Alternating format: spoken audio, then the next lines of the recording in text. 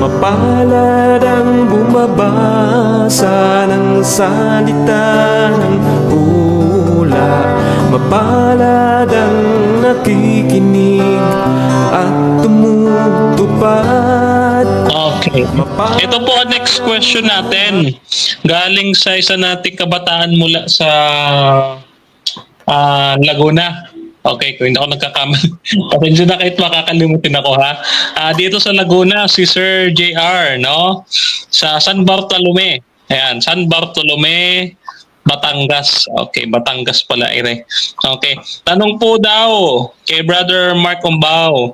Sabi po niya, automatic pag namatay ay makikilala niya si Jesus.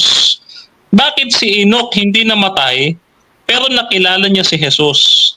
Brother Mark? Namatay po yun. Mahabang argumento yan. Kung katolikong ano yan, katuruan yung assumption ng katawan.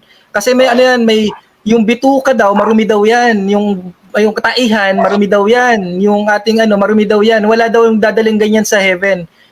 Papalitan ng glorified body. Kung si Brother Camacho, pili lang, pitas-pitas lang ng talata, wala tayong problema. Ako sinaharmonize ko sa yan lahat eh. Hindi siya namatay, parang rapture. Hindi tayo mamatay, di ba? Pag na-rapture tayo, hindi tayo dadaan ng hospital ka pa, ililibing ka pa, hindi na gano'n. Yun na ibig sabihin ng kamatayan, hindi siya namatay. Pero, namatay para sa akin yun, yung katawan, nawala na. Naiwan natin yung katawan lupa. Sige, pero kung pipilipitin na lang yun, wala namang problema sa akin. Hindi mo big deal yan, hindi mo nakaka-impierno yan.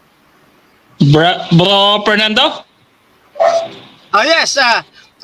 Ito sinasabi sa atin, sa buong panahong iyon, namuhay siyang kasama ng Diyos. Pagkatapos, nawala siya sapagkat kinuha siya ng Diyos. Enoch po yan. Hindi po yan namatay. May buhay na walang hanggan po yan.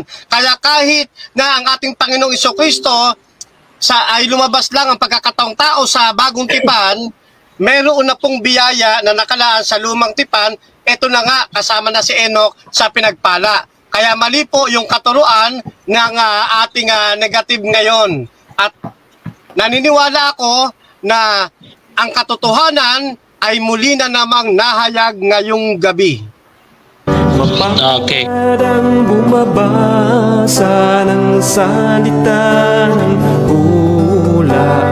Mapalad ang nakikinig at tumutupad. Mapalad ang nahahapis at sila ay aaliwin.